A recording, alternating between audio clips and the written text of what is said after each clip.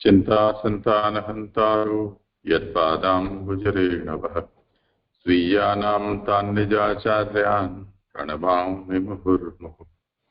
यदनुग्रहतो जन्तुः सर्वदुःखातिगो भवेत् तमहं सर्वदा वन्दे श्रीमद्वल्लभनन्दनम्। अज्ञानतिमिरान्धस्य ज्ञानाञ्जनशलाकया चक्षुरुन्मीलितं येन तस्मै श्रीगुरवे नमः। नमामि हृदये शेषे लीलाक्षीराब्धिशायिनम् लक्ष्मीसहस्रलीलाभिः सेव्यमानं कलानिधिम्। चतुर्भिश्च त्रिभिस्तथा षड्भिर्विराजते योऽसौ पञ्चधा हृदये मम।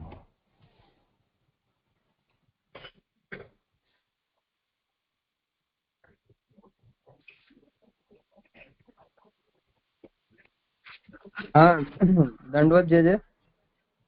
हाँ करो आप। दंडवत जय जय। मेरा हाँ मेरा कर्म है जी। हाँ द्वितीय स्कंद श्री सुबोधनी जी के द्वितीय स्कंद में अभी तक अपन ने प्रकरण तीन चल रहा है जी। प्रकरण 3 में अध्याय 9 जिसमें जीव और ब्रह्म विषयक संदेह का निवारण और चतुश्लोकी भागवत के ऊपर चर्चा चल रही है। तो इसमें भागवतार्थ प्रकरण में ये यहाँ पर आया था अध्याय 8 से 10 तक अपन ने कल इन्होंने अध्ययन कर चुके थे, जिसमें एक बार और मैं रिपीट कर लेता हूँ। अध्याय 8 से 10 भागवतार्थ प्रकरण का कि इस तरह 5 से 7 तक के अध्यायों में उत्पत्ति द्वारा विचार के अब 8 से 10 अध्यायों में उत्पत्ति युक्ति के द्वारा विचार करते हैं। तो यहाँ पर पहले कह चुके हैं कि पहले 6 कारिकाओं से उत्पत्ति का विवरण करके अब 7.5 कारिकाओं से उपपत्ति के द्वारा विचार करते हैं। उपपत्ति के द्वारा भी विचार 3 प्रकार से करते हैं, एक शंका, दूसरा उत्तर और तीसरा फल। 8वें अध्याय में शंका, 9वें अध्याय में उत्तर और 10वें अध्याय में फल है। तो यहाँ बता रहे हैं कि 8वां अध्याय आक्षेप युक्ति वाला होने से उसका उपपत्ति युक्ति में प्रवेश और 9वां का सिद्धांत युक्ति वाला होने से उपपत्ति प्रकरण में प्रवेश। इस तरह 10वां का फला की युक्ति वाला होने से उपपत्ति प्रकरण में प्रवेश है। तात्पर्य का निर्णायक होने से फल में भी युक्ति तत्व है और ब्रह्मा के मूल उत्पत्ति स्थान हरि हैं, अर्थात भगवान ही ब्रह्मा के उपादान कारण हैं। तो इसमें कथागत युक्ति ही मूल है। ये सारा जगत भगवत रूप है, इसे स्वयं भगवान ही आगे कहेंगे, मैं ही सबसे पहले था, अहमेवा समग्र। यहाँ तक जे हो चुका। अब श्लोक मेरा 8 से 10 का क्रम चलता है। 9वां अध्याय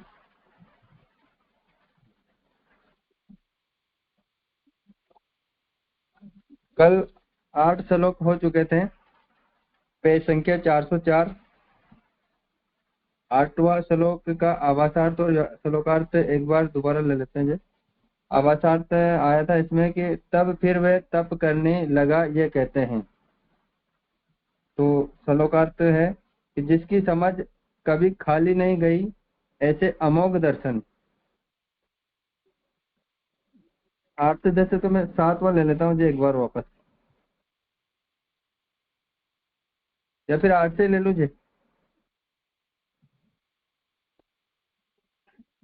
हाँ कोई बात नहीं, जैसे ठीक लगे।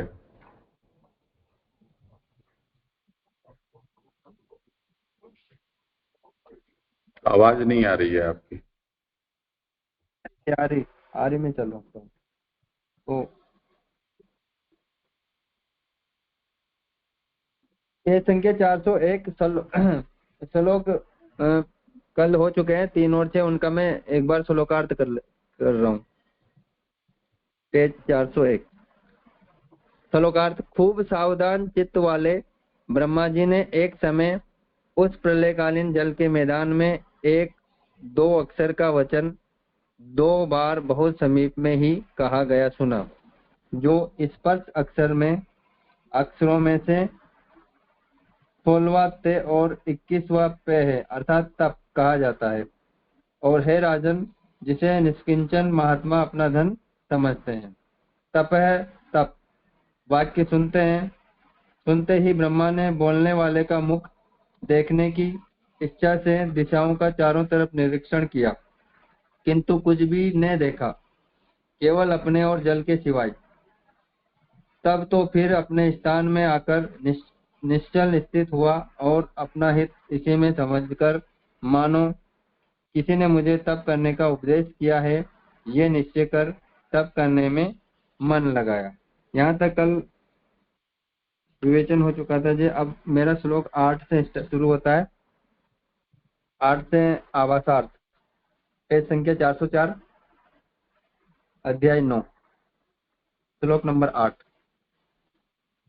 आवासार्थ। तब फिर वह तप करने लगा। ये कहते हैं, दिव्यम शस्त्राब्दम अमोघ दर्शनो जीत अनिलात्मा विजेतो उभय इंद्रिय अतप्यत स्माखिल लोक तापनम तपस्त पियांस तप्ताम समाहित। श्लोकार्थ।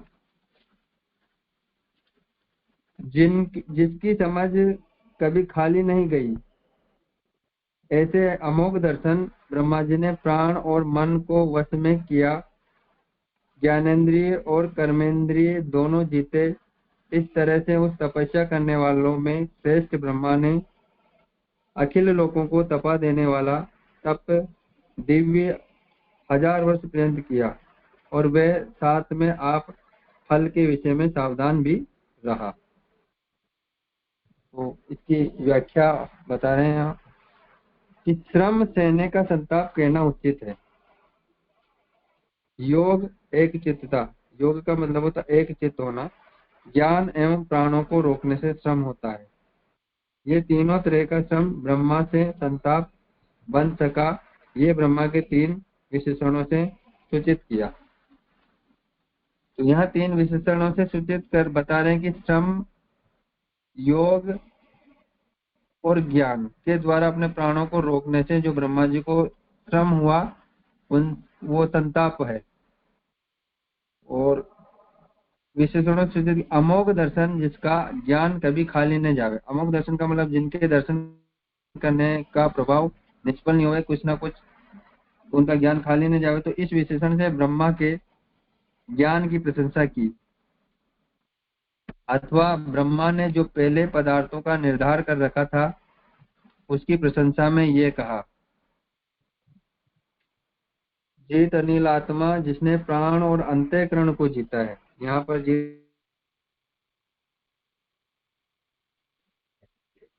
आवाज बंद हो गई।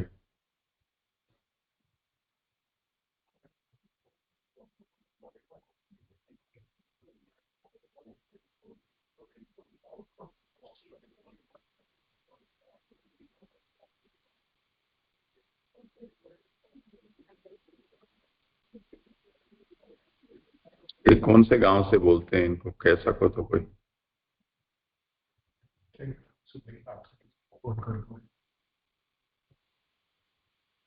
जय दंडवत, आवाज आ रही है? बंद कैसे हो? हाँ हाँ भाई, वापस बीच में नहीं आ रही। अच्छा, तो कहाँ से बंद हुई? मैं एक बार वापस ले लूं, व्याख्यात ले लेता हूँ वापस। श्रम सहने का संताप कहना उचित है। आ रहे ना जब? आ रही है। ठीक है। योग एक चित्तता, ज्ञान एवं प्राणों को रोकने से श्रम होता है। ये तीनों तरह का श्रम ब्रह्मा से संताप बन सका, ये ब्रह्मा के 3 विशेषणों से सूचित किया है। यहाँ पर वापस वही आ रहा है कि श्रम, योग और ज्ञान जो जिनसे श्रम हुआ वो संताप का कारण बताया है ब्रह्मा के। और अमोघ दर्शन, जिनके प्रभु के अमोघ दर्शन, जो जिनका ज्ञान कभी खाली नहीं जाता, ऐसे दर्शन ब्रह्मा जी को हुए। और इस विशेषण से ब्रह्मा के ज्ञान की प्रशंसा की है। तो ब्रह्मा जी को ऐसा ज्ञान हुआ कि उनके दर्शन में, अमोघ दर्शन से उनको विशेष ज्ञान हुआ, अथवा ब्रह्मा ने जो पहले पदार्थों का निर्धार कर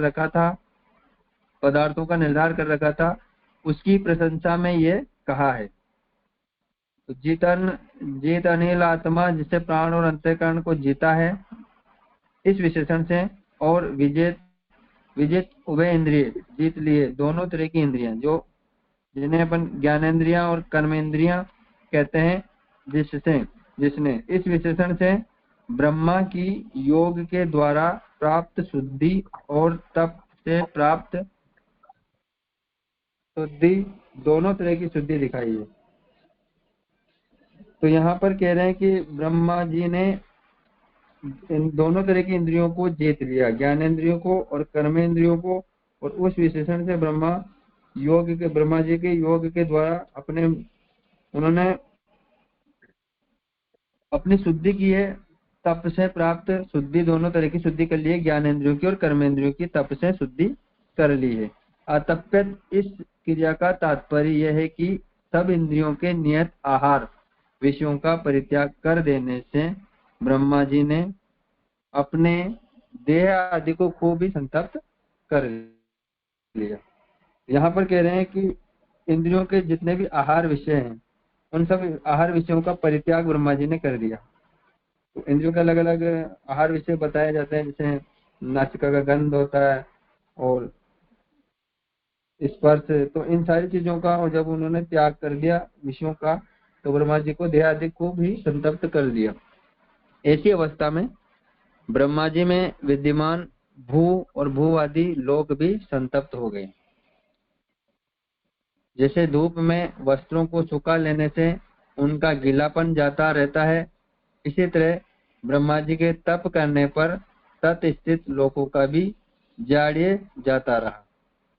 तो यहाँ बता रहे हैं कि ब्रह्मा जी के ने जो 1000 वर्ष तक जो घोर तप किया उससे उनका ज्ञानेंद्रिय और कर्मेंद्रियां पूर्ण रूप से शुद्ध हो गई, और सारी इंद्रियों का जो विषयों का आहार होता है वो उन्होंने उनका परित्याग कर दिया।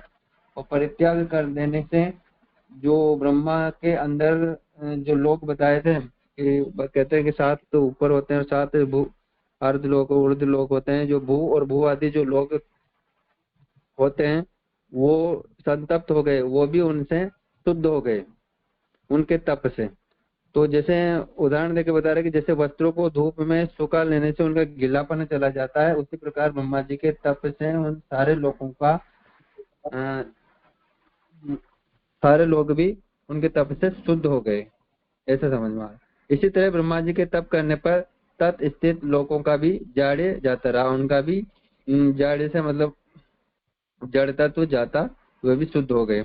यही बात अखिल लोक तापनम सर्व लोकों को तपा देने शुद्ध कर देने वाले इस विशेषण में कही है।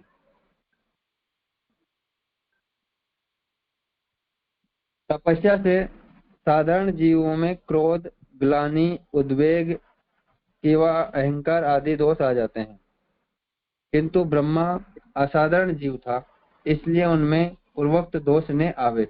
ये बात तपताम तपियान इस विशेषण से कह दिए। वो यहाँ पर कह रहे हैं कि तपस्या करने से जो साधारण जीव होते हैं उनमें क्रोध उत्पन्न हो सकता है, ग्लानि हो सकती है या अहंकार उत्पन्न हो जाता है, लेकिन ब्रह्मा जी असाधारण जीव है इसलिए उनमें ये दोष उत्पन्न नहीं हुए। तो यहाँ विशेषण बता रहे कि तपताम तपियान इस विशेषण से कहिए, अर्थात ब्रह्मा जी तपस्या करने वालों में अतिश्रेष्ठ तपस्या करने वाले थे। यहाँ पर ब्रह्मा जी को सर्वश्रेष्ठ बताया कि तप करने वालों में वे सर्वश्रेष्ठ अतिश्रेष्ठ है, और फल प्राप्ति होने में सावधान भी थे। जैसे रसोई बनाने वाला रसोइया रसोई में रस आने पर्यंत सब तरह की निगाह रखता है और रस निष्पत्ति हो जाने पर ताप सहन करना भी छोड़ देता है, यही बात ब्रह्मा में भी रही और ये भी वैसे ही थे। तो यहाँ पर कह रहे हैं कि ब्रह्मा जी किस प्रकार से फल के प्रति भी सावधान थे। फल उदाहरण बता रहे हैं कि जैसे रसोई बनाने वाला जो रसोइया होता है, वो रसोई बनाते वक्त संपूर्ण रूप से अपनी निगाहें रसोई पर रखता है कि कोई कैसी रसोई बन रही है, कैसे बनेगी। और जब रसोई बन करके तैयार हो जाती है और उस परोस दी जाती है, तब वो रस निष्पत्ति हो जाने पर वो फिर हुआ उसका ध्यान वहां से हट जाता है, शायद ये समझ रहा हूँ मैं। उसका ताप सहन करना भी वो छोड़ देता है। तो यही बात यहाँ पर ब्रह्मा जी के बारे में बता रहे कि यही बात ब्रह्मा में भी रही है, ये भी वैसे ही थे। ये 8वां श्लोक समाप्त होता है। ये दंडित प्रांजय, यहाँ पे तपस्या दो जीवों की बताई है। यहाँ पे तपस्या दो जीवों की बताई है, एक तो साधारण जीव और एक ब्रह्मा। तो तपस्या में साधारण जीव तो करते नहीं है, तपस्या तो तब मुनि करते हैं। तो साधारण जीवों को क्यों लिया है? तो ग्लानि, उद्वेग एवं अहंकार आदि दोष आ जाते हैं। ये जो समझ में नहीं आया। करें समाधान।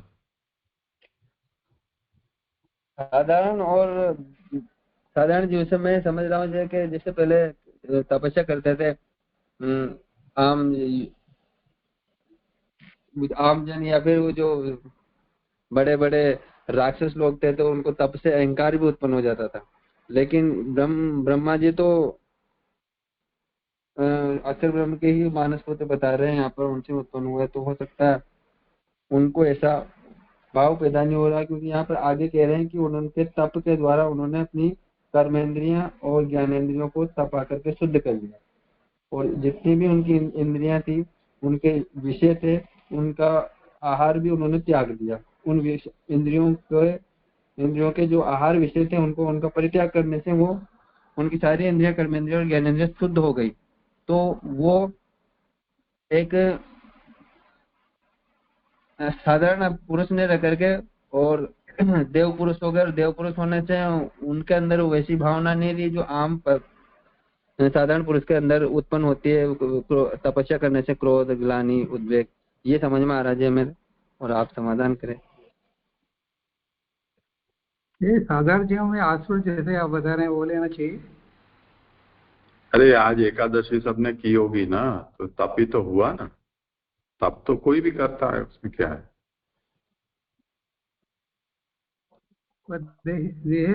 एकादशी का क्रोध थोड़ी आ गया, क्रोध ग्लानि लिखा है ना यहाँ पे, अहंकार आती है, बहुत लोगों को आते हैं। बच्चों को देखो, एकादशी के नाम से ही हल्ला मचाते हैं। हाँ जी जी, बड़े बूढ़े भी हल्ला मचाते। चलो प्रभु जी, यहाँ पे जो आया कि ऐसी अवस्था में ब्रह्मा जी में विद्यमान भुवादि लोग भी संतप्त हो गए। ये चीजें थोड़ा समझ में नहीं आया, क्योंकि हमने पूर्व में भी देखा कि वो सृष्टि की रचना करने के लिए उन्होंने पहले भी समाधि लगाई थी, विचार भी किया था। और वहां पे उन्होंने यानी उनके मन में यानी भगवान परब्रह्म अलग और सृष्टि अलग, इस प्रकार का भेद था। फिर आगे हमने देखा कि यानी सब भगवत इस प्रकार से ही सृष्टि बन सके हैं।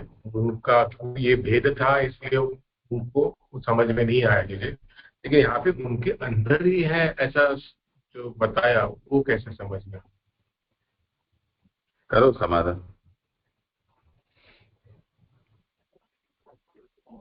हाँ जी, लोग से तो मेरे को ये समझ में आ रहा है कि जैसे पहले बताया जाता है कि 14 लोग होते हैं जो ब्रह्म में ही स्थिर होते हैं। तो ऊर्ध्व जो लोग हैं ये भू और भू आदि, तो ब्रह्मा जी ने ऐसा तप किया कि वो संपूर्ण रूप से शुद्ध हो गए।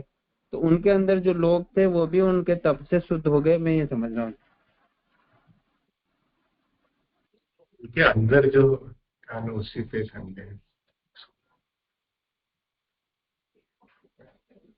प्रश्न समझो, पीछे उत्तर दो आप। राजाराम जी, यानी पूर्व में हमने देखा कि अभी ब्रह्मा जी का तो अभी जस्ट यानी नाभि कमल से प्राकट्य हुआ, और अभी तक तो कुछ यानी बना ही नहीं है, और वो सृष्टि की रचना करने के लिए विचार भी कर रहे थे। तो हमने पूरी प्रक्रिया देखी कि उनका तो इस प्रकार से विचार था कि परब्रह्म अलग और सृष्टि अलग है, माने दोनों एक को ही नहीं समझ रहे थे। फिर हमने ये भी देखा था कि यानी पंकज भाई के प्रश्न में कि जो यज्ञमय भगवान है उसी में से सामग्री लेकर ब्रह्मा जी सृष्टि रचेंगे आगे जाकर। तो यानी सब कुछ यानी जो भगवत पदार्थ से ही ब्रह्मा जी सृष्टि की रचना करेंगे। तो जो यहाँ पर ये जो आ रहा है कि उनके अंदर ही ये सब लोग विद्यमान है, उसे फिर कैसे समझे?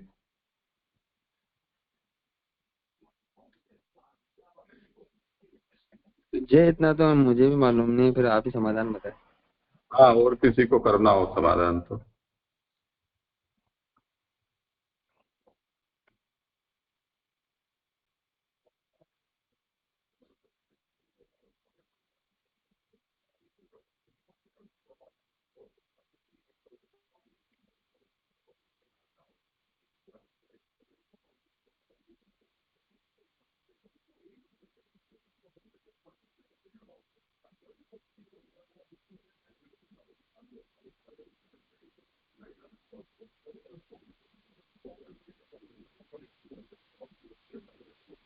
हाँ, दंडवत प्रणाम जी।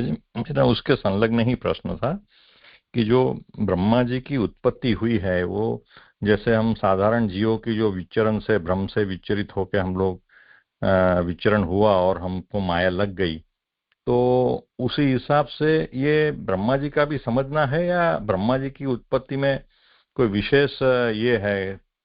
तो इनको जैसे तप करने को कहा, जैसे उनको ऐसा तप किया, संताप किया कि उनको उनके फिर शुद्धि हो गई, तो ये बीच में उनको क्या कुछ ऐसा माया का आवरण लग गया कि उनको ये सब करना पड़ा? ये थोड़ा जानना था जी।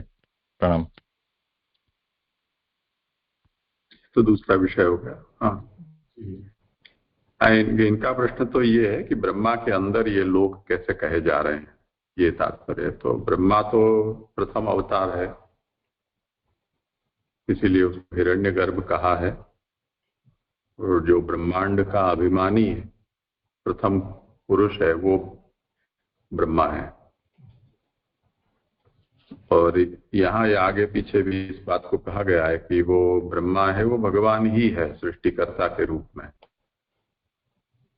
तो जो भगवान अपने बारे में सोचते हैं वो ही ब्रह्मा के बारे में भी सोचते हैं, क्योंकि उस रूप के द्वारा प्रकट होकर और भगवान को ये कार्य करना है, इसलिए जो कुछ भी अपने भीतर सामर्थ्य है वो सब ब्रह्मा में सामर्थ्य भगवान ने स्थापित की है। तो इस समय ब्रह्मा के गर्भ में ही यह सब कुछ है, इसलिए ये कहा है कि ब्रह्मा के तप करने से सभी लोग तप गए। जी स्पष्ट।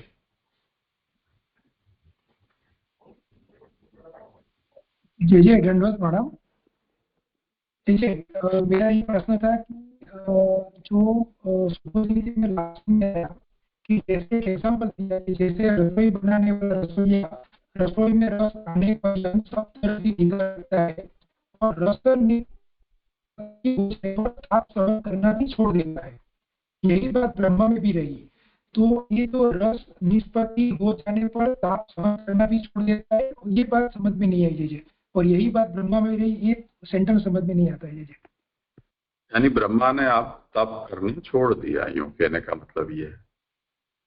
जब उसको इसमें कहा ना कि दिव्य 1000 वर्ष पर्यंत तप किया और वह साथ में आप फल के विषय में सावधान भी रहा, तो जब ब्रह्मा को उसका परिणाम हासिल हो गया तब फिर उन्होंने तप करना छोड़ दिया। उसका उदाहरण यहाँ रसोईया के उदाहरण से कहा है कि जब प्रेशर कुकर में 3 सीटियां बज गई हैं तो फिर हम स्विच बंद कर देते हैं। उस तरह से ब्रह्मा ने भी वो तप छोड़ दिया। जी जी जी, धन्यवाद।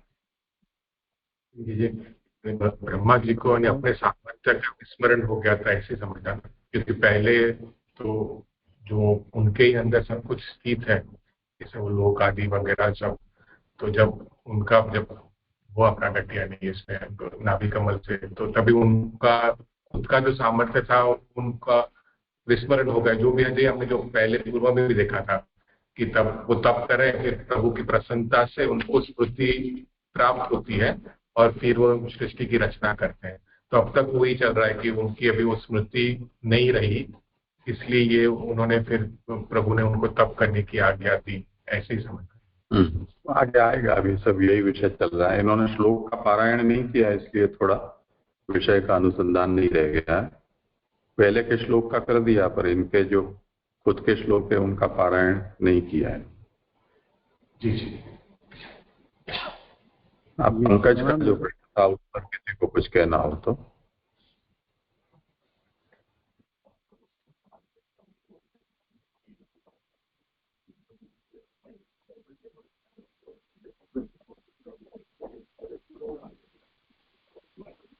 धन्यवाद प्रणाम जी। मेरे को पंकज भाई का प्रश्न इस तरीके से समझ में आ रहा है कि वो ये कहना चाह रहे हैं कि जैसे हम सबकी उत्पत्ति जो होती है वो विचरण से होती है, तो ब्रह्मा जी की तो उत्पत्ति किस प्रकार से हुई? तो वो तो जैसे अभी जे ने भी बताया कि नाभि कमल से ब्रह्मा जी की उत्पत्ति है, तो विशेष उत्पत्ति का प्रकार है। हम जैसे जीवों की उत्पत्ति जो विस्फुलिंगन न्याय से जो बताई गई है, उस न्याय से ब्रह्मा जी की उत्पत्ति नहीं है, वो विशेष प्रयोजन से हुई है, सृष्टि रचना के हेतु से, और वो प्रभु के नाभि कमल से ब्रह्मा जी का प्रागट्य हुआ है।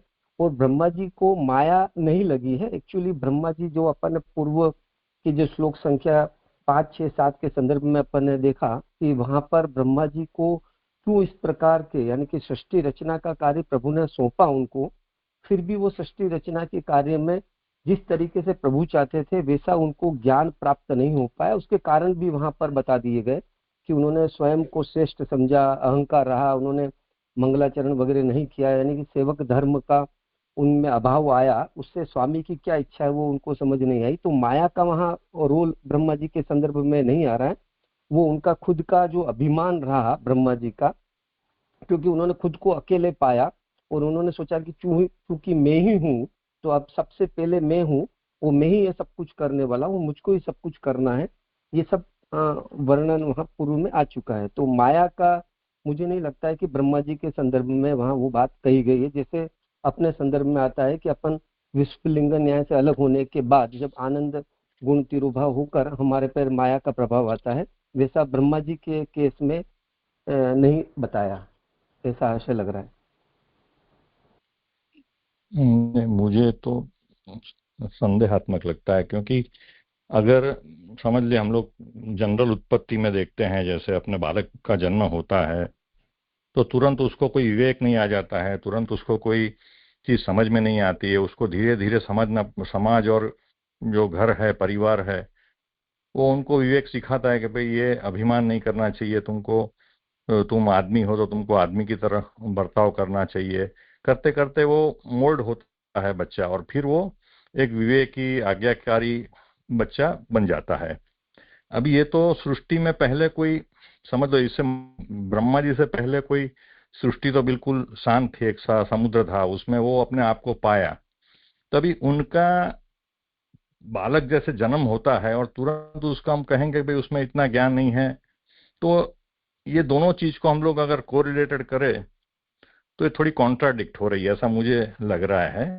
तो इसका समाधान फिर कैसे निकाले?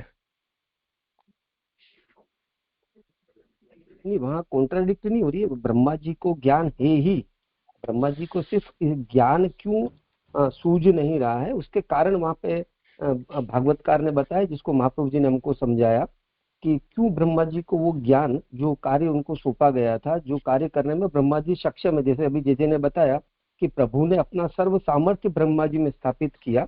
ब्रह्मा जी के अंदर वो सारे लोक की स्थिति जिस तरीके से प्रभु में होती है, वैसी स्थिति ब्रह्मा जी की प्रभु ने कार्य, यानी कि जब कार्य सौंपते हैं प्रभु, तो कार्य के साथ में उसको वो सामर्थ्य भी दिया प्रभु ने, बौद्धिक सामर्थ्य भी दिया, मतलब योग, मतलब ज्ञान भी था, सब कुछ सामर्थ्य उनके, क्यों वे प्रभु जैसे ही उस समय उनकी स्थिति है।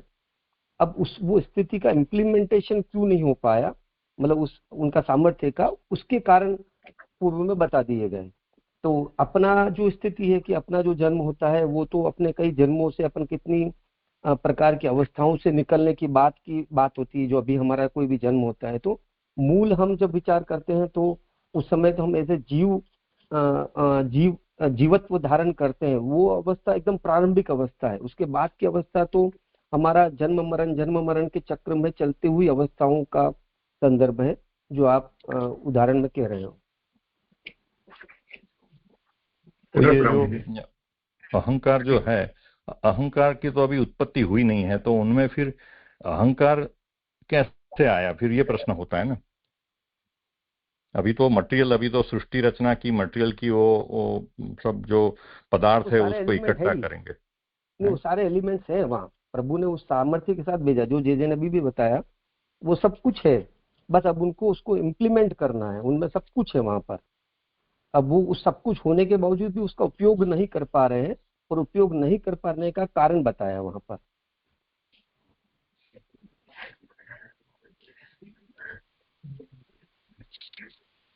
जी, हमने पूर्व में हमने ये देखा था, जो ये जो प्रक्रिया चल रही है, ये हर कल्प की ऐसे ही प्रक्रिया होती है जी।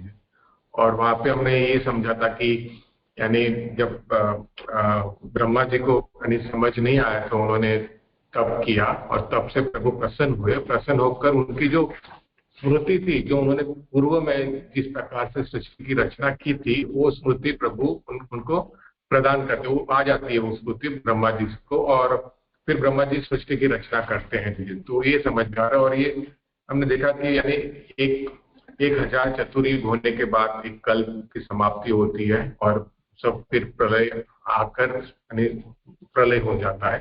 तो उसी की ये जो अभी 1000 चतुर्युग हुआ है, और वो प्रलय से यानी प्रभु में वापस यानी स्थापित यानी चला गया है, उसी का फिर ये जो तप के द्वारा उसी की वापस शुद्धि बता रहे हैं यहाँ पे। जो ब्रह्मा जी ने जो तप किया, और जो प्रलय के कारण जो यानी 1000 चतुर्युग के बाद जो अंदर चला गया वापस प्रलय के कारण, उसी की वापस शुद्धि होकर फिर जब नए कल्प की शुरुआत हो रही है, तो तब वहां पे यानी स्मृति के बाद ब्रह्मा जी यानी सृष्टि की रचना उससे करेंगे, ऐसा समझ में आ रहा है। क्योंकि ये हर कल्प में हमने देखा था कि यही प्रकार है कि प्रलय के बाद फिर रात होती है, उतना ही एक कल्प के जितना ही 1000 चतुर्युग, उस रात का भी उतना ही यानी समय होता है। और फिर जब नया कल्प शुरू होता है, तब यही प्रक्रिया वापस होती है।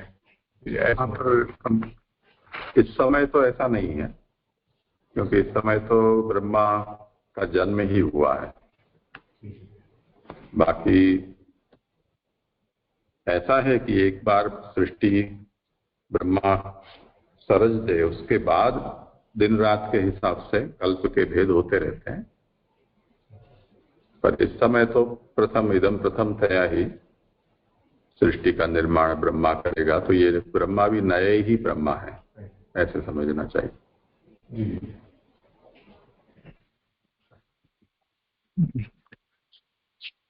तो फिर ये ब्रह्मा नए हुए, तो आगे का तो उनको फिर कुछ ये तो बदल गए ना। ब्रह्मा जी भी अभी नए आ गए। वो ब्रह्मा जी तो जो ये ब्रह्मा जी की जो बात कर रहे हैं, वो ब्रह्मा जी तो अभी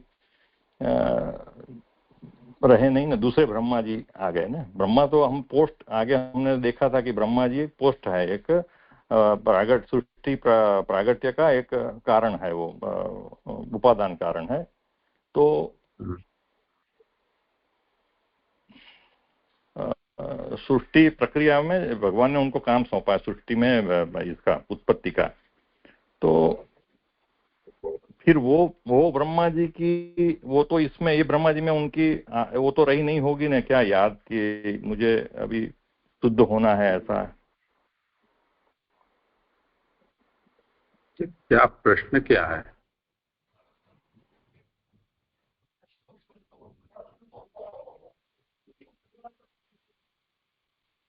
प्रश्न थोड़ा स्पष्ट करो।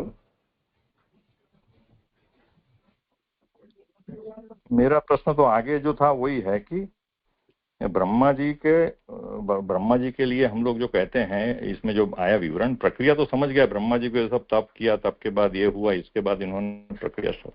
मगर ब्रह्मा जी के बारे में जो ये आगे जो पंक्ति आई ना कि उनसे अविवेक हो गया, या उन्होंने आशीर्वाद प्रणाम नहीं किया, ये तो वही प्रश्न मेरा उसके बारे में था। तो ये जब प्रथम ही प्रागट्य है सृष्टि का, यानी भगवान के इससे अपने से, तो फिर ये सब हम कैसे एक्सपेक्ट करते हैं ये सब गुण उनमें होने ही चाहिए।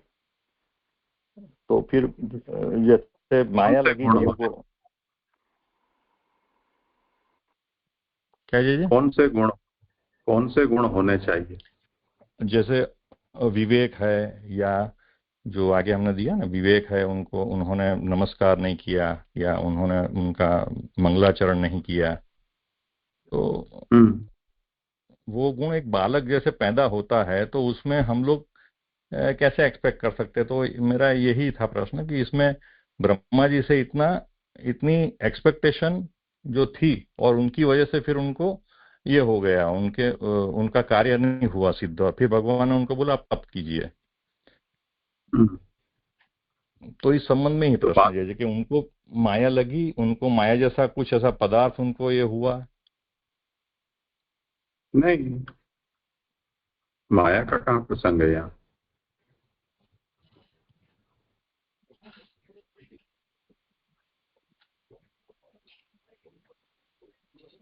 जी जी जी।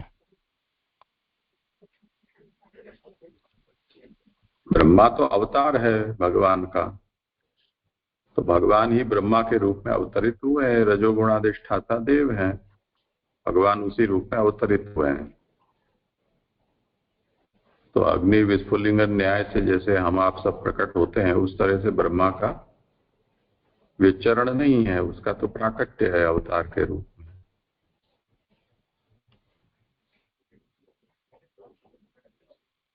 अब इसको हम जब सृष्टि को जब भगवान की लीला कहते हैं, तो लीला के लिए जो भी आवश्यक है वो सब एक के बाद एक क्रम हो रहा है।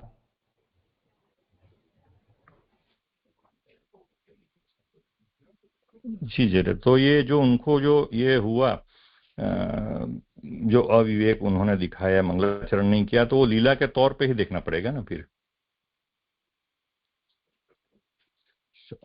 सैद्धांतिक और नहीं तो क्या सोच सकते हो? जो हुआ है उसका यहाँ निरूपण किया जा रहा है। अब इसमें और कोई व्याख्या इसकी की जा सकती हो तो कर सकते हैं, ऐसी कोई बात नहीं है कि नहीं कर सकते हैं।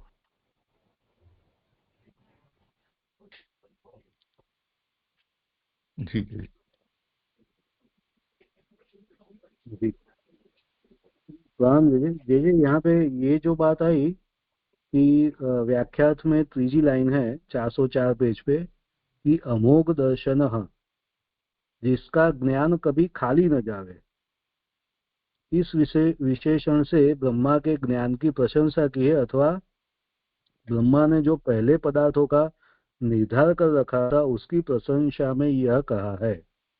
तो ये चीजें समझ में नहीं आ रहा है कि, क्योंकि ये तो अभी तो सृष्टि की रचना हुई नहीं है, तो यहाँ पे ऐसी बात है कि ब्रह्मा ने जो पहले पदार्थों का निर्धार कर रखा था, या तो ज्ञान की प्रशंसा की गई है, तो ये कैसे समझना? और ज्ञान कभी खाली न जावे यानी गलत न हो जाए, ऐसा? खाली से क्या लेना? अच्छा, यानी वो कभी गलत नहीं समझते, या तो ऐसा जो है वो एज इट इज समझते हैं, ऐसे समझना। और जी ये लेकिन अभी तक तो सृष्टि की रचना भी नहीं हुई, या तो उनको ज्ञान भी नहीं था कि कैसे क्या करना, तो फिर ये जो ज्ञान की बात है ब्रह्मा जी के, तो वो फिर कौन सा ज्ञान? उनके ज्ञान की प्रशंसा की है, या तो पहले पदार्थों का निर्धार कर रखा था? तो हमने तो आगे ऐसा देखा कि भी उनको मालूम नहीं पड़ा, और फिर इसीलिए फिर वो तप की बात आई, और अभी वो कर रहे, या तो तप किया उन्होंने, तो फिर ये जो ज्ञान है वो कैसे लेंगे? और जैसे कल का जो था उसमें भी ये थोड़ा मुझे वो समझ में नहीं आ रहा था कि भाई तप जो शब्द है, तो वो जो तप का श्री महाप्रभु जी ने तो इस तरीके से पूरा विवेचन किया, लेकिन ये तो क्योंकि हम अभी व्याकरण से जानते हैं कि ये इस तरीके से इसका अर्थ निकाला जा सकता है, लेकिन वो तो तब तो न तो व्याकरण था, न तो ये कोई शब्द भी कोई कुछ भी था। तो ये जैसे उन्होंने ये अर्थ ले लिया और इस तरीके से तब भी किया, तो उसको भी फिर कैसे समझे कि यानी या तो उनको पहले वो मालूम पड़ गया है तो प्रभु ने मालूम कराया ऐसे?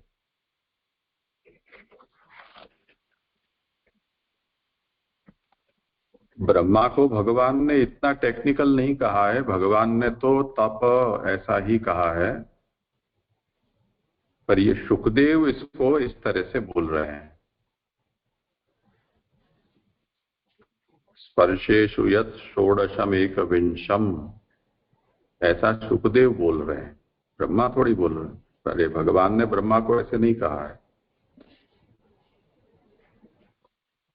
जी जी, लेकिन सुखदेव ने ऐसा कहा, उसके लिए महाप्रभु ने ये व्याख्या की कि इसलिए सुखदेव ने इस तरह से कहा क्योंकि भगवान ने ब्रह्मा को ये 2 अक्षर मंत्र रूप से कहे, तो मंत्र रूप होने से उसको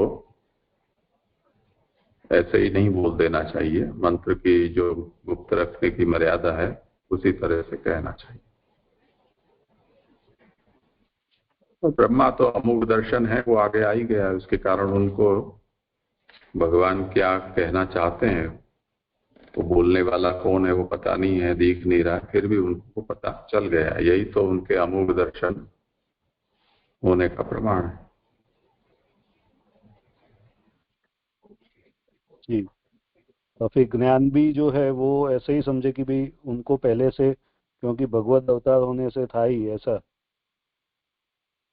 जो ज्ञान की भी जो बात आ रही है। अच्छा, ऐसा है कि जो बातें 2 श्लोक में आई हैं उसी से ये सब बातों का व्याख्यान नहीं होता है। पूरे अध्याय, पूरे स्कंद, पूरे शास्त्र को दृष्टि में रखते हुए आचार्य शरण ये सुबोधिनी व्याख्यान लिखते हैं। हमारे लिए ये अगले की पंक्ति में क्या आएगा वो भी हमको पता नहीं होता है। महाप्रभु ने अनेक बार भागवत, सुबोधिनी, अन्य व्याख्याएं, उन सबको हृदय में रखते हुए, सभी शास्त्रों को हृदय में रखते हुए ये व्याख्यान लिखा है। तो और कुछ ज्यादा नहीं हो पता हमको, तो कम से कम इस चालू अध्याय या प्रकरण में जो विषय आगे आने वाला है और उसमें जो भी घटनाक्रम है उसको हमें दिमाग में रखते हुए यहाँ समझना है। तो ब्रह्मा को केवल तप तप ऐसा बोलने मात्र से वो भी समझ भी गए और उन्होंने 1000 दिव्य वर्ष तक तप भी कर लिया, और उसके बाद भगवान उनको कहेंगे, उससे कहने मात्र से वो सब समझ भी जाएंगे। तो वो जब तक अमोघ दर्शन न हो तब तक ऐसी बात कैसे कोई समझ सकता है। तो हमारे पास जो यहाँ वर्णन है उसी के आधार पर तो ये हमको अर्थ निकालना होगा ना कि ब्रह्मा में वो योग्यता है कि इशारा किया और समझ गए, तो वो अमोघ दर्शन है, उसके लिए ये शब्द का प्रयोग हुआ है। जी जी जी जी, आया समझ में, राम जैसे समझ में आ गया एकदम। स्पष्टीकरण के लिए कि अभी ये तो जैसे आपने समझाया कि ये पहली सृष्टि होगी, अभी जो समझाएंगे, तो ये भी चीजें हम दूसरे कल्प से ही समझना, क्योंकि जो हमने पूर्व में देखा था कि पहली सृष्टि ब्रह्म कल्प थी, वहां पे सब कुछ भगवान से ही उत्पन्न हुआ था, वहां से इस प्रकार माया आदि का कुछ भी वहां पे कार्य नहीं था वो, और वो सबसे प्रथम सृष्टि ब्रह्म कल्प में थी। उसके बाद वाली ये चलेगी ऐसे समझना, ये पद्म कल्प है। हाँ, पहले तो ब्रह्म कल्प और फिर पद्म कल्प से अभी ये जो हो रहा है ऐसे समझना। जी जी, ब्रह्मा नया है, ये बात समझनी है, वो का वो ब्रह्मा नहीं है।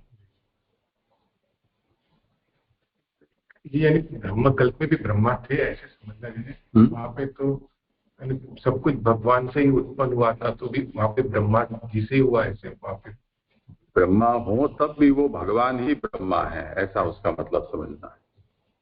ये वर्णन आएगा आगे कहीं कि ब्रह्मा कोई अन्य जीव भी बनता है, भगवान स्वयं भी ब्रह्मा का कार्य करते हैं, तो उस समय वो अन्य जीव नहीं होता है ब्रह्मा, पर भगवान ही स्वयं ब्रह्मा हो जाते हैं ऐसे। जी जी, स्पष्ट।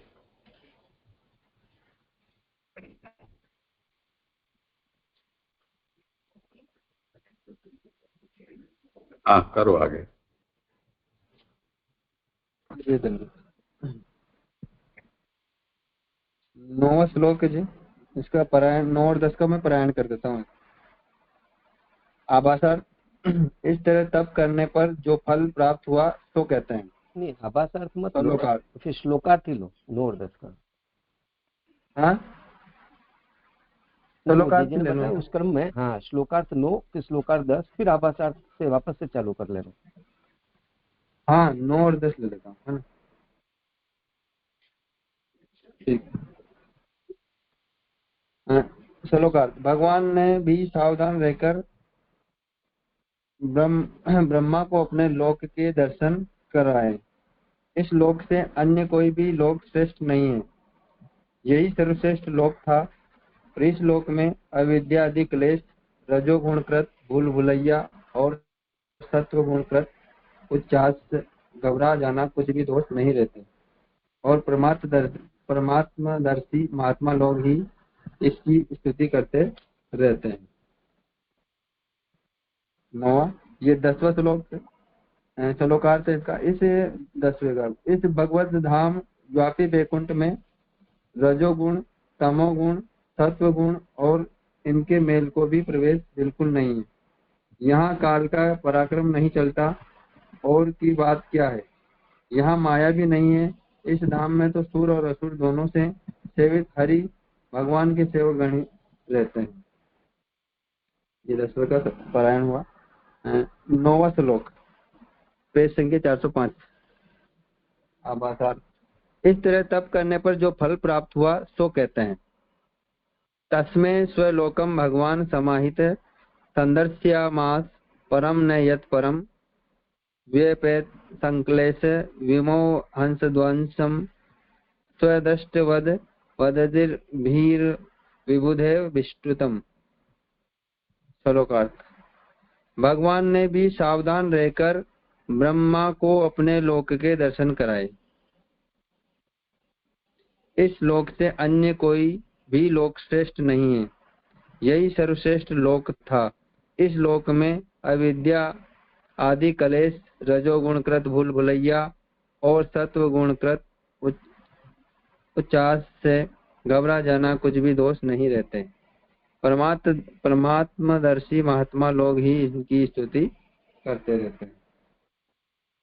तो यहाँ पर व्याख्यार्थ कर रहे हैं कि बता रहे हैं कि ब्रह्मा ने भगवान की क्रीड़ा के लिए सृष्टि रचने का विचार किया, किंतु भगवान इस प्रकार के लोक में विराज रहे हैं कि उस लोक का पता पड़ना ब्रह्मा के लिए अशक्य था।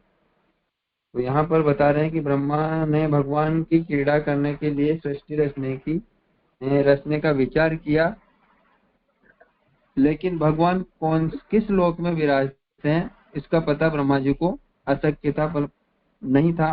तो इसलिए भगवान ने ब्रह्मा के गर्व को दूर करने के लिए पहले अपने लोक का दर्शन कराया, अर्थात ये दिखाया कि ब्राह्मण, तुम मेरी क्रीड़ा होने के लिए लोक रचना करना चाहते हो, किंतु पहले ये तो देख लो कि मैं किस लोक में निवास करता हूँ। मेरे निवास करने के लिए कैसा विश्व चाहिए।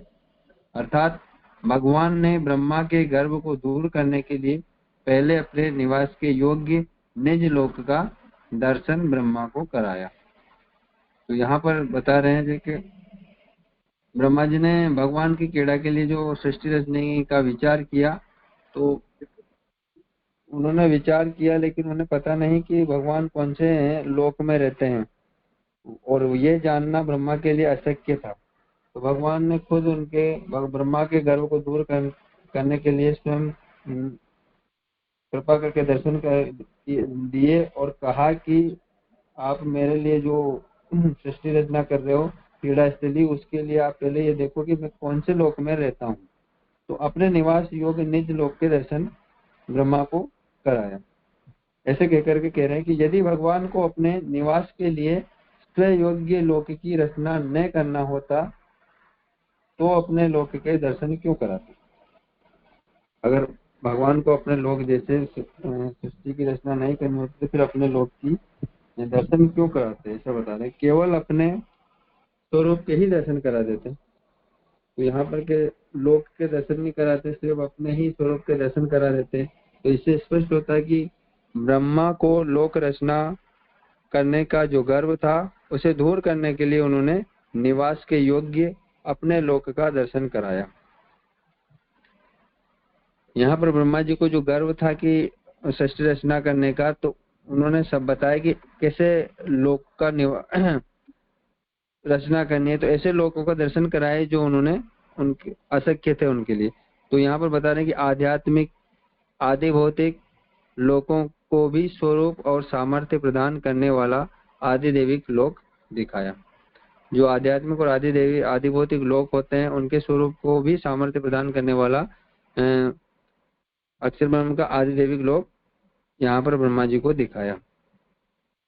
अब आगे बता रहे हैं कि कृत्रिम वैकुंठ श्री लक्ष्मी जी के अधिकार में है, अतएव वह उनका है, किंतु यहाँ स्वलोक शब्द दिया गया है, इसलिए मालूम होता है अपने निज का रहने का व्यापी वैकुंठ मुख्य अक्षरधाम दिखाया।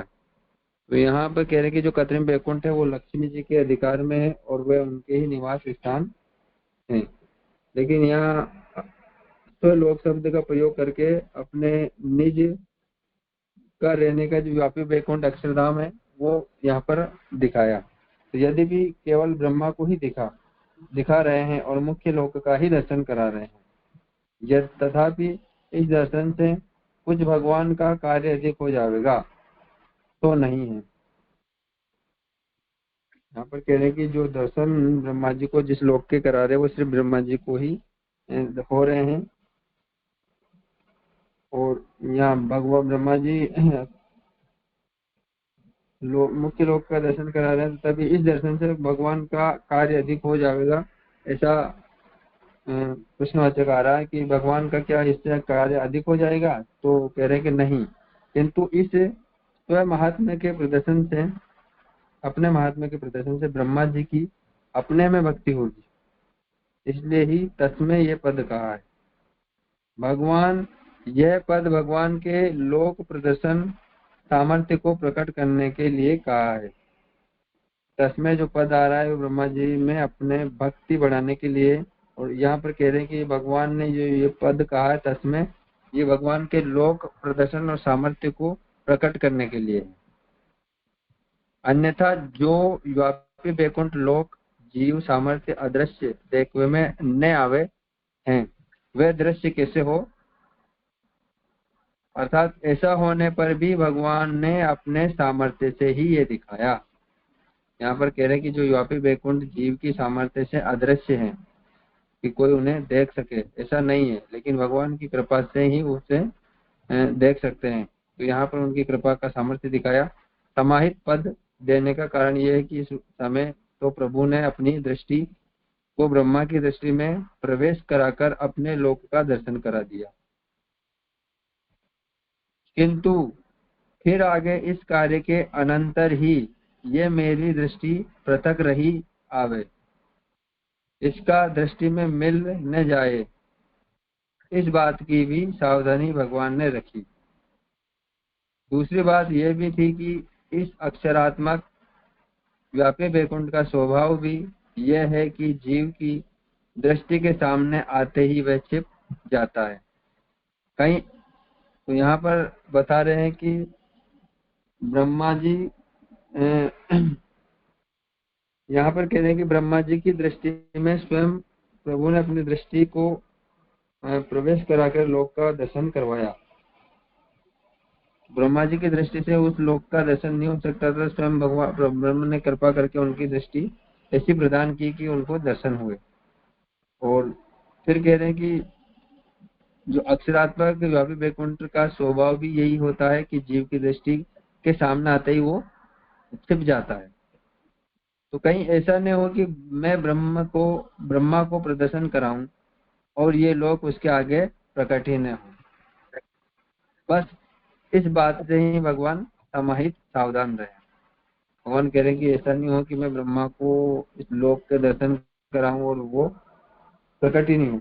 इस बात से भगवान सावधान हो गए, तो उन्होंने अपनी दृष्टि ब्रह्मा की दृष्टि में मिला करके उस ब्रह्म लोक व्यापी वैकुंठ के अक्षरधाम के दर्शन करवाए। बस इस बात से भगवान समय सावधान रहे। पर शब्द का यह तात्पर्य है कि कृत्रिम वैकुंठ से ये लोक श्रेष्ठ था अथवा अक्षर ब्रह्म रूप था। यह नियम है कि जब श्री पुरुषोत्तम प्रभु स्वामी रूप से प्रकाशित होते हैं तो अक्षर ब्रह्म उनके लोक रूप से प्रकट होता है। अक्षर ब्रह्म भी अनेक स्मृतियां स्वरूप दर्शन होती रहती हैं, किंतु यहाँ तो सर्व मुख्य स्वरूप का ही दर्शन कराया। इसी हेतु से न यत परम, जिससे अन्य कुछ भी श्रेष्ठ नहीं, ये वाक्य दिया है। तो यहाँ पर जो लोक के दर्शन कराए वो सर्वश्रेष्ठ लोक बताया जो अक्षरधाम है, अक्षर ब्रह्म का, और उसका दर्शन जीव अपनी आंखों से नहीं कर सकता है। यहाँ बता रहे हैं कि वो अगर जीव की दृष्टि के सामने आते ही वो छिप जाता है। तो खुद प्रभु ने कृपा करके जैसे ब्रह्मा जी को भी उनकी दृष्टि प्रदान करके उनको दिखाया। तो यहाँ पर ये यहाँ तक आया। तो आगे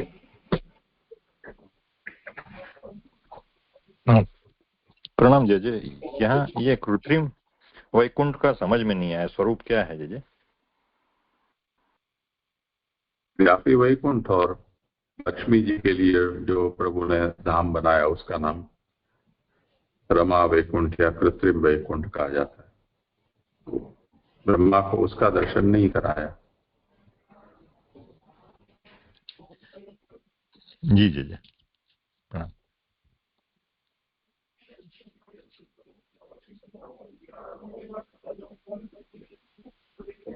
करो आगे।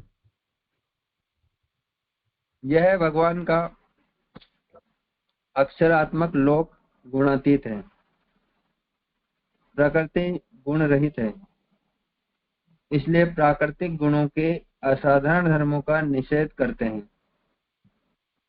व्यपेत इत्यादि से संक्लेश, विमोह और घबराहट ये प्रकट गुण के कार्य हैं। ये वहां नहीं थे। उल्टी समझ, अविद्या आदि दोष तमोगुण के हैं। चित्त की एकदम विचित्रता, भ्रांतता रजोगुण से होती है, और साधवत अर्थात हर्ष के वेग से किसी अकार्य में भी प्रवृत्त हो जाना, अकार्य के भय की खबर न रहना, ये सत्वगुण का प्रभाव है। साधु अच्छते येन, अच्छी तरह से अर्थात श्रेय के मिस से जो स्थिति से अन्यत्र फेंक दे वह साधवत है। यहाँ पर बता रहे हैं कि उस जो लोक है प्रभु का अक्षरधाम, उस अक्षरधाम में भगवान अक्षरात्मक लोक गुणातीत है, सारे गुणों से परे हैं। वहां पर प्राकृतिक गुण रहित है, प्राकृतिक की कोई भी गुण नहीं है जो सत्व रज तम गुण बताते हैं, उन गुणों से वो अक्षरधाम परे हैं। आगे कह रहे हैं कि स्वरूप और कार्य से भगवत धाम की निर्गुणता कह दिए। स्वरूप से और कार्य से जो भगवत धाम है उनकी निर्गुणता कह दी। अब व्यवहार से भी वह निर्गुण ही है तो कहते हैं। स्वरूप से और कार्य से तो उसकी निर्गुणता बता दी गई है, लेकिन अब व्यवहार से वो किस प्रकार से निर्गुण है वो आगे कह रहे हैं कि स्वदृष्टविद, दृष्टदीप इत्यादि लोक में व्यवहार से भी सगुणता नहीं है। अपने आप में केवल स्वरूपभूत परमात्मा का जिन्होंने दर्शन किया है, ऐसे ब्रह्मवेता लोग जिसका व्यवहार करते हैं, जिसको उपयोग में लाते हैं, यदि ये धाम सगुण होता तो ब्रह्मवेता लोग उसके पास भी नहीं जाते।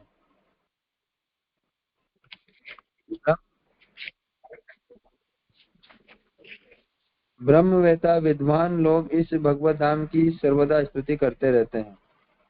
वे विशेषण बुद्ध हैं। इसलिए प्रत्यक्ष अनुभव के सिवाय इन लोगों को भगवत धाम के द्वारा अन्य व्यवहार होने की अपेक्षा ही नहीं है। तो यहाँ पर समझा रहे हैं कि जो ब्रह्मवेता लोग होते हैं, जो ब्रह्म को जानते हैं, जिसका व्यवहार करते हैं और जिसको उपयोग में लाते हैं, तो ये धाम सगुण होता, अगर सगुण होता तो वो ब्रह्मवेता भी इनके पास नहीं आते हैं, क्योंकि ब्रह्म को जानकार निराकार निर्विकार होते हैं। तो वो अगर सगुण होता तो शायद ऐसे बता रहे कि उनके पास नहीं आते, उनकी स्तुति नहीं करते। ये विशेषण बुद्ध है। इसलिए प्रत्यक्ष अनुभव के सिवाय इन लोगों को भगवत धाम के द्वारा अन्य व्यवहार होने की अपेक्षा ही नहीं है। अभिष्टत्वम का अर्थ है चारों तरफ से स्तुति करना, अर्थात इस भगवत धाम के चारों तरफ के पदार्थ इतने उत्तम है कि ब्रह्म वेताओं को भी इनकी चारों तरफ से स्तुति करनी पड़ती है। यहाँ पर कह रहे हैं कि जो अक्षरधाम है ब्रह्म, तो ब्रह्म इतना उत्तम है कि ब्रह्म वेता जो ब्रह्म को जानने वाले हैं वो भी इस धाम की चारों ओर से स्तुति करते हैं। तो ये 9वां श्लोक समाप्त होता है।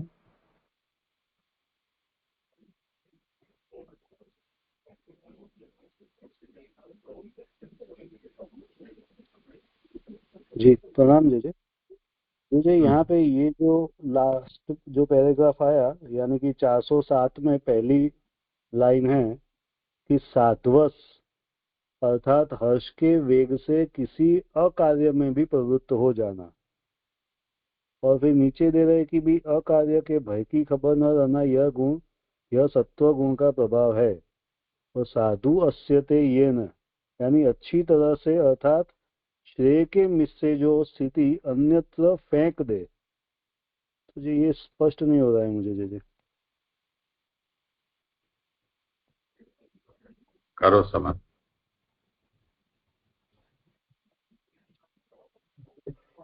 तो यहाँ पर बता रहे हैं कि रजोगुण मतलब साध्वस अर्थात हर्ष के वेग से, हर्ष का वेग जब सत्व गुण में बता रहे हैं कि यहाँ अगर हर्ष के वेग में अगर सत्व गुण में कार्य हो रहे हैं तो फिर भय की खबर ही नहीं होती है। मतलब इतना आनंदित हो जाता है वो गुण से कि हो सकता है उसे आसपास के कार्यों की या भय की कोई खबर ना रहे। तो जिस प्रकार से साधु अच्युत येन, ये तो साधु अच्छे से येन तो ये समझ में नहीं आ रहा है मेरे भी, तो लेकिन अच्छी तरह से अर्थात से के मिस से जो स्थिति अन्यत्र फेंक दे हुए साधु से, मतलब कोई भी तत्व गुण से आनंदित होने के बाद कोई भी कार्य अगर करेगा तो उसका भय उसे आसपास के अपने आसपास के कार्य की और भय की खबर नहीं रहेगी, शायद ऐसा समझ में आ रहा। ये अकार्य व्यपेत संश्लेष, ये यहाँ कहा है कि ये वैकुंठ कैसा है कि जिस वैकुंठ के अंदर संक्लेश, मोह और भय इसमें लेश मात्र भी नहीं है, ऐसे लोक का दर्शन कराया। तो ये तीन बात किसके लिए कही है? तो उसके लिए कहते हैं कि ये तीनों बातें तीन गुणों के लिए बताई है, और ये गुणातीत होने से इनमें ये गुणों के कार्य भी नहीं है। तो गुणों के धर्म क्या होते हैं वो बताए हैं कि विशेषेण अपेताहा संक्लेशादयो यस्मात्, यानी जिसमें संक्लेश आदि विशेष रूप से निकल चुके हैं या नहीं है, ऐसा ये लोक है। दूसरा संक्लेश का मतलब बताया कि क्लेशाः अविद्यादयः, तमोगुण का ये कार्य है क्लेश, रजोगुण का कार्य है मोह, और सात्वसम ये सत्वगुण का कार्य है। तो सत्वगुण का कार्य जो है वो किस तरह से है उसका यहाँ उदाहरण बताते हैं कि साधु रस्यते क्षिप्यते अनेन इति साध्वसम, यानी साधु पुरुष जिससे दूर रहते हैं। तो सर्वस्वदेव अकार्यात् साधु तेन भयेन पृथक क्रियते इति, उसका यहाँ इन्होंने विवरण दिया है कि ये जो साधु पुरुष होते हैं वो किस तरह से करते हैं। देखो यहाँ कि हर्ष के वेग से किसी अकार्य में भी प्रवृत्त हो जाना, कार्य के भय की खबर न रहना, यह सत्वगुण का प्रभाव है। यानी जो अच्छा सोचता है वो फिर उसके बुरे पक्ष की कल्पना भी नहीं कर पाता है, वो सद्भाव से वो जो करना है उसके पीछे लग जाता है। ये सत्वगुण का प्रभाव है। तो साधु अस्यते ये न, अच्छी तरह अर्थात श्रेय के में से जो स्थिति से अन्यत्र फेंक दे वह साधु। ये यहाँ बताया है। तो ये तीनों ही प्रकार जिसमें नहीं है, सत्वगुण के कार्य, रजोगुण के कार्य और तमोगुण के कार्य, ऐसा ये भगवान का त्रिगुणातीत लोक है, अक्षरात्मक। जी जी जी जी आया समझ में। और जी ये जो लास्ट लाइन जो आई कि अभिष्टुतम का अर्थ है चारों तरफ से स्तुति, अर्थात इस भगवत धाम के चारों तरफ के पदार्थ इतने उत्तम हैं कि भगवत वेत्ताओं को भी इसकी चारों तरफ से स्तुति करनी पड़ती थी। तो ये चारों तरफ से स्तुति वो स्पष्ट नहीं हो रहा है, यानी सभी की, यानी परिकर, भगवान का परिकर। जी जी जी। और जी ये जो व्यवहार में जो निर्गुणता की बात है उसको जी कैसे समझे, क्योंकि यहाँ पे जब अब व्यवहार में भी वह निर्गुण ही है, तो जो व्यवहार में जो निर्गुणता है वो अपने आप में किंवा स्वरूप परमात्मा का जिन्होंने दर्शन किया है ऐसा ब्रह्मवेत्ता लोग जिसका व्यवहार करते हैं, जिसको उपयोग में लाते हैं, तो इतना ही दिया, यानी उनका जो व्यवहार है वो निर्गुण ऐसा है, ऐसे समझे। वो थोड़ा भगवान ने जो दर्शन करा है वो लोक ऐसा है कि जिसकी ब्रह्मज्ञानी गण और देवताएं भी स्तुति करते हैं चारों ओर से। तो स्वदृष्टवद्भि विबुधैः अभिष्टुतम, तो ये व्यवहार हो गया ना। ब्रह्मज्ञानी लोग, देवता लोग, ये सब इसकी स्तुति करते हैं, तो ये स्तुति करना व्यवहार हो गया। अच्छा, वो क्यों स्तुति करेंगे? निर्गुण है इसीलिए तो स्तुति करते हैं, ये तात्पर्य। जी जी जी हाँ जी जी, दंडवत प्रणाम। ये 406 में जो पैराग्राफ है दूसरा, उसमें लास्ट 3 पंक्तियां है ना, अक्षर ब्रह्म की भी अनेक स्फूर्तियां होती रहती है, किंतु यहाँ तो सर्व मुख्य स्वरूप का ही दर्शन कराया, इस हेतु से न यत परम। तो सर्व मुख्य स्वरूप का मतलब भगवान के धाम के रूप में दर्शन, और अनेक स्फूर्तियां मतलब ये योगी लोग जिसमें मतलब जो ज्ञान का मोक्ष का कारण मानते, वो समझना। करो समाधान।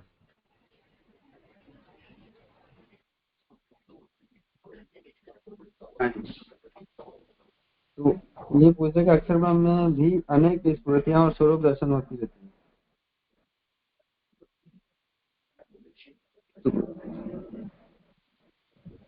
ये पूछ रहा हूँ ना आपके, अक्षर ब्रह्म की अनेक स्फूर्तियां होती रहती है, किंतु यहाँ तो सर्वमुखी स्वरूप का ही दर्शन कराया।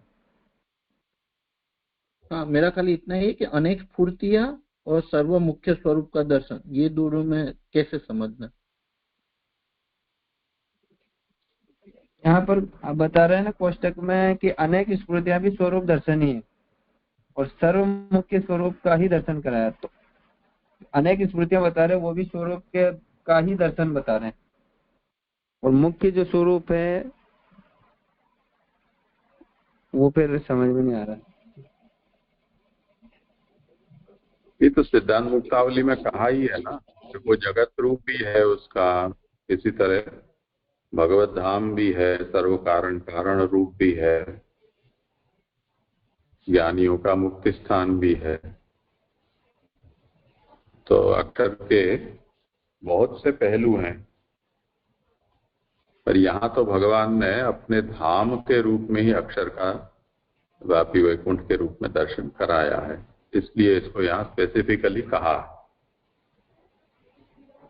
स्वलोकम ऐसा। जी जी जी जी। और जी एक जो आपने समझाया ना, जो 3 कारण तम, रज और सत्व के, तो इसमें प्रिंटिंग में घबराहट मतलब भय में सत्व के प्रकट गुण के कार्य, लेकिन घबराहट की जगह तो आपने जो समझाया साध्वस ही लिखना प्रॉपर होगा ना, क्योंकि अगर भय लिखे तो भय सत्व का प्रकट गुण का कार्य में थोड़ा कंफ्यूजन हो जाएगा।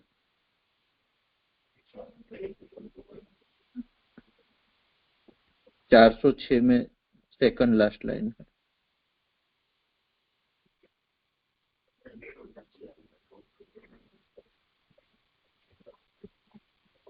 नहीं, साध्वस शब्द का अर्थ होता है भय, मुख्य रूप से उसका यही अर्थ है। अच्छा जी जी, लेकिन तो यहाँ तो तो जिसमें से भय निकल, हाँ तो वो तो सबके साथ जुड़ेगा ना, जैसे संक्लेश रहित, मोह रहित, भय रहित, ऐसे सभी के साथ जुड़ेगा वो। जी जी, संक्लेश तो तमोगुण का रूप ही है ना, मोह तो इनका रूप ही है रजोगुण का, लेकिन भय हम सत्व का कार्य नहीं समझते, इसलिए मैं थोड़ा कंफ्यूज हूँ। हाँ वो यहाँ बताया ना, उसी का तो उदाहरण दिया कि साधु रस्यते क्षिप्यते अनेन इति साध्वसम, सर्वस्मादेव अकार्यात् साधु तेन भयेन पृथक क्रियते। यानी अपराध भय रहता है ना, और आदमी अविचारित रूप से कार्य करता है, और सत्पुरुष है वो सोच सोच कर करता है, क्योंकि उसको भय है कहीं पाप न हो जाए, अधर्म न हो जाए, असत्य न हो जाए। वो जो भय है वो भी सात्विक सत्वगुण का ही उसमें प्रतिफलन हो रहा है उस रूप में। हाँ हाँ जी, बहुत अच्छी तरह से ये स्पष्ट हुआ। प्रणाम।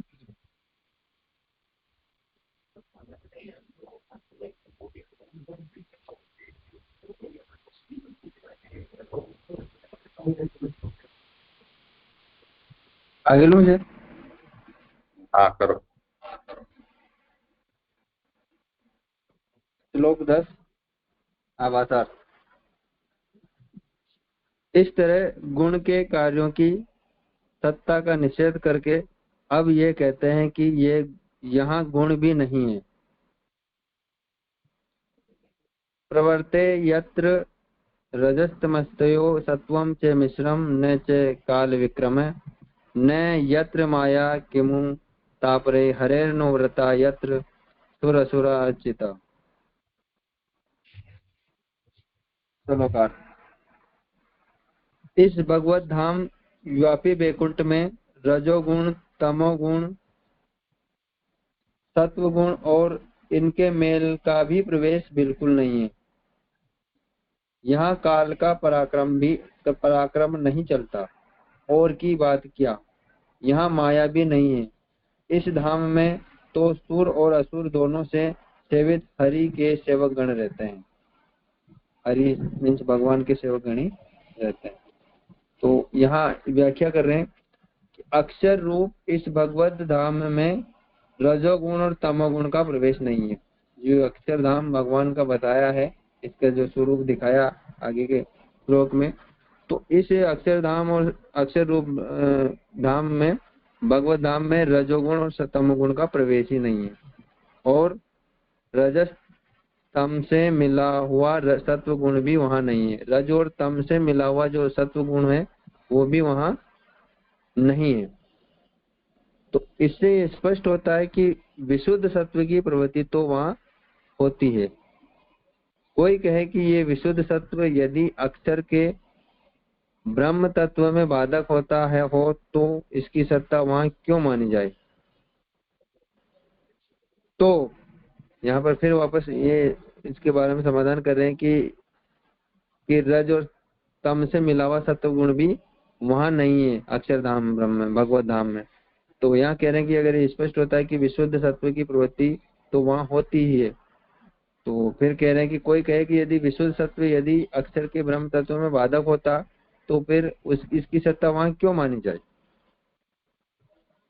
तो कहते हैं कि है कि नहीं, ये शुद्ध सत्व अक्षरात्मक ही है।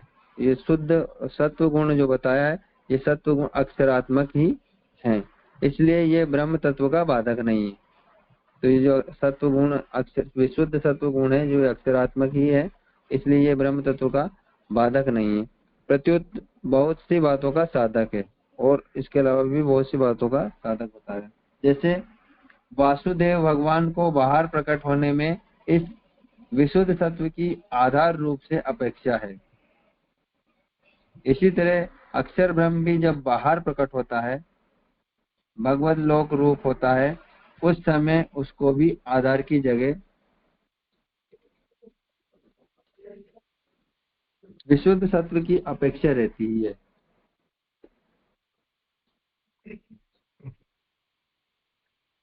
जो ऐसा न हो तो व्यापी वैकुंठ आदि में आकार ही न होने पावे। तो यहाँ पर कह रहे हैं कि अगर विशुद्ध सत्व की अपेक्षा वहां नहीं रहे और रहे तो कैसे रहती है कि भाई जैसे भगवान को भी निवास करने योग्य लोक की रचना करना होती है।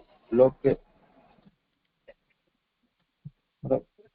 अक्षर ब्रह्म भी जब बाहर प्रकट होता है तब भगवत लोक रूप होता है, तो उस समय भी आधार की जगह विशुद्ध सत्व की अपेक्षा रहती है। यहाँ ये बता रहे तो जो ऐसा न हो तो व्यापी वैकुंठ आदि में आकार ही न आवे, तो फिर उसमें आकार स्वरूप नहीं आए। ये सब अक्षर ब्रह्म अप्रकट आकार है, अतः वही जब लोक रूप होवे उस समय उसमें आकार का समर्पण क्या होवे, इसलिए आकार समर्पण करने के लिए विशुद्ध सत्व की अपेक्षा है ही। यहाँ पर कह रहे हैं कि जो विशुद्ध सत्व वहां पर क्यों होता है, वो बाधक नहीं होता, तो सारे बता रहे हैं कि विशुद्ध सत्व ब्रह्मात्मक है, अक्षर ब्रह्म है, वो विशुद्ध नहीं होता, वो आकार स्वरूप आकार प्रदान करने वाला है और समर्पण होने से अक्षरात्मक विशुद्ध सत्व की अपेक्षा वहां पर होती है। यदि भी आकार समर्पण के लिए ही इस अक्षरात्मक व्यापी वैकुंठ में शुद्ध तत्व की सत्ता है, तथापि स्वरूप के साथ तत्व का कोई भी मेल नहीं होता। उसमें आकार आ जाए बस इतना ही सत्व का संबंध होता है। यहाँ बता रहे हैं कि जो सत्व गुण है जो विशुद्ध सत्व की अपेक्षा है वो समर्पण के लिए अक्षरात्मक व्यापी वैकुंठ में शुद्ध सत्व की सत्ता बताइए। लेकिन वो सत्ता यहाँ बता रहे हैं कि वो स्वरूप तत्व का संबंध सिर्फ आकार के लिए होता है, स्वरूप के साथ तत्व का कोई मेल नहीं होता है। सिर्फ आकार बनाने के लिए ही तत्व का संबंध बता रहे हैं।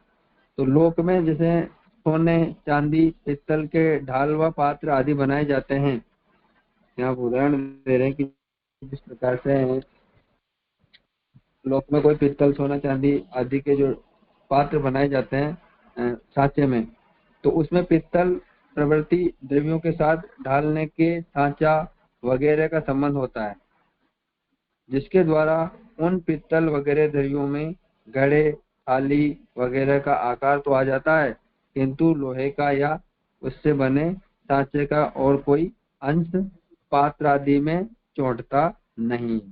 यही बात यहाँ भी समझ लेने को है। भगवत धाम अक्षर में है, किंतु अक्षर ब्रह्म तिरोहितकार निराकार है। यहाँ पर बता रहे हैं कि सत्व का विशुद्ध सत्व का संबंध ब्रह्म से है, सिर्फ आकार उसका आकार बनाने के लिए होता है, स्वरूप में उसका कोई संबंध नहीं होता है। तो उदाहरण के माध्यम से बता रहे हैं कि जिस प्रकार से कोई सोने चांदी या पित्तल के कोई पात्र बनाए जाते हैं, तो उन पात्रों को जैसे अपन किसी सांचे में ढाल लेते हैं, तो ढालने से पात्र तो बन जाते हैं, लेकिन जिस सांचे में वो ढालते हैं उस सांचे का जैसे चाहे लोहे का हो तो उस सांचे का कोई अंश उस पात्र में बिल्कुल भी नहीं आता है। उसी प्रकार सत्व का संबंध अक्षर ब्रह्म से नहीं, आकार होने के लिए होता है, स्वरूप में उनका संबंध नहीं होता है, ऐसा समझा रहे हैं। यही बात यहाँ भी है। और फिर बता रहे हैं कि भगवत धाम अक्षर में है, किंतु अक्षर ब्रह्मा तिरोहिताकार निराकार है, और जो अक्षर ब्रह्म है वो निराकार है। अतः उसको लोकात्मक बनाने के लिए उसका विशुद्ध सत्व के साथ संबंध भगवान कराते हैं। उस सत्व संबंध से उसमें आकार तो आ जाता है, पर उसमें और कुछ भी गुण संबंध नहीं आता। तो यहाँ पर कह रहे हैं कि जो अक्षर ब्रह्म है उसका संबंध विशुद्ध सत्व के साथ भगवान कराते हैं, लेकिन उससे उनका संबंध में आकार आता है और इसके अलावा और उसमें कोई भी गुण और संबंध स्वरूप नहीं आता है। जैसे पीतल वगैरह के बासनों में बाहर भीतर पीतल रहता है, अन्य कोई पदार्थ नहीं रहता, इसी तरह यहाँ भी अक्षर ब्रह्म साकार व्यापी वैकुंठ हो जाता है, किंतु उसके बाहर भीतर सर्वत्र अक्षर ब्रह्म के सिवाय अन्य कोई भी पदार्थ नहीं है। अतः ब्रह्म तत्व में कोई विरोध नहीं आता। यह सत्व का संबंध भी कोई जबरदस्ती कर्मवश होकर नहीं होता, किंतु क्रीडार्थ भगवान की इच्छा ही ऐसी होती है कि सत्व का संबंध हो। यहाँ पर कह रहे हैं कि अक्षर ब्रह्म का जो सत्व के साथ संबंध होता है वो उसके आकार के लिए होता है, नहीं कि स्वरूप के लिए। और सत्व का जो संबंध है वो कोई जबरदस्ती या कर्मवश होकर नहीं होता, वो सिर्फ भगवान की क्रीडार्थ के लिए उसका संबंध उनसे बताया गया है। हाँ जी। यहाँ पे जो शंका के समाधान में ये जो पूरा समझाया गया है वो थोड़ी शंका थोड़ी समझनी थी कि अक्षर के ब्रह्मत्व में बाधक होता, तो उसका मतलब कि इवन कि विशुद्ध सत्व यानी ब्रह्म उसे कहें जो निर्गुण होता है, इसलिए बाधक कह रहे हैं यहाँ पे। जो अभी पूरा समझाया कि शुद्ध सत्व से उसका बाधक नहीं होता, लेकिन जो शंका में आया कि इससे उसके ब्रह्मत्व में बाधक होता है, तो कैसे बाधक? करो समाधान। जी मेरा भी यही क्वेश्चन है जी, ये समझ में नहीं आ रहा है। बाधक यहाँ पर विशुद्ध सत्व नहीं बता रहे, जो बता रहे कि जो रज और रज तम से मिला हुआ जो सत्व गुण भी हो वहाँ नहीं है, लेकिन जो विशुद्ध सत्व है वो ब्रह्म की इच्छा से ही आकार प्रकट करता है। और आकार प्रकट करने के लिए या स्वरूप प्रकट करने के लिए उनको अपनाया जाता है, नहीं कि स्वरूप के लिए। तो यहाँ पर उदाहरण भी दे रखे हैं कि जिस प्रकार से सोने चांदी के बाद पत्तल लोहे के सांचे में डाल लेने से वो आकार, उनका आकार तो बन जाता है, लेकिन वो उनमें लोहे का अंश बिल्कुल भी नहीं आता है।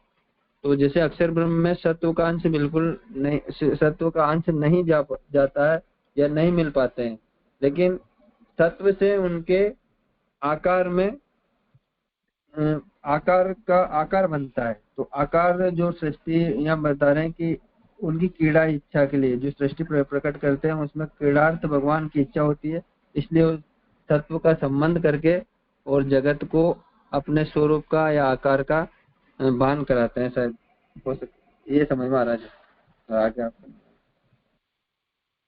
नहीं, ये जो समझाया जो शंका के समाधान में वो तो समझ में आया, लेकिन खाली शंका को ही थोड़ा स्पष्ट करना था कि अक्षर के ब्रह्मत्व में बाधक होता, तो ये बाधक क्यों? क्योंकि ब्रह्म, जब हम ब्रह्म कहें तो निर्गुण निराकार होता है, इस संबंध से वो बाधक कहलाएगा।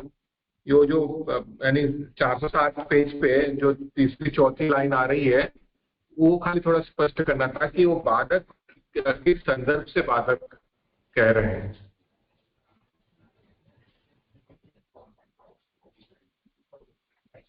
बाधक सगुण रूप में नहीं होकर सगुण रूप में बाधक बता रहे, निर्गुण रूप में तो कोई बाधक होगा ही नहीं। जब तक रूप प्रकट नहीं होगा, आकार प्रकट नहीं होगा, तब तक बाधक नहीं होगा, ऐसा समझ में आ रहा है। सगुणता जो है वो, सगुणता का मतलब गुण संबंध है। अब यहाँ ये तो कह दिया कि यहाँ रजस और तमस की तो प्रवृत्ति होती नहीं है और मिश्र सत्व भी नहीं होता है, तो अब बचा क्या शुद्ध सत्व? तो वो तो यहाँ मानना पड़ेगा। तो अब विशुद्ध सत्व है तो फिर सगुणता तो आई गई ना, तो निर्गुण कहाँ से? तो कहते हैं कि उससे नहीं आती है, क्योंकि जिसका जो बना हुआ है वो निर्गुण ही है, ये सांचे का काम करता है विशुद्ध सत्य। वो अवतार आदि में भी यही प्रक्रिया है। जी स्पष्ट। जी जी जी जी। लेकिन वैसे तो हम जो आकार जो है वो आनंद इज इक्वल टू आकार ऐसे नॉर्मली लेते हैं, तो यहाँ पे ऐसा बात आ रही है कि भाई जो आकार है वो शुद्ध सत्व से आ रहा है, तो फिर इसे कैसे समझे? यानी आकार जिसका आ रहा है, यानी सांचा होता है डाई, और कास्टिंग के लिए जो हम मेटल या जो भी मटेरियल हम उपयोग में लेते हैं, सोना हो, चांदी हो, रबर, प्लास्टिक हो, और एक डाई है, तो आनंदाकार है ऐसा हम जब कहना चाहते हैं तब इसका तात्पर्य ये है कि जो मैटर है जिसको हम इसमें फिल करते हैं वो आनंद है, पर जो सांचा है वो शुद्ध सत्व है। ऐसे। जी जी जी जी, आया समझ में।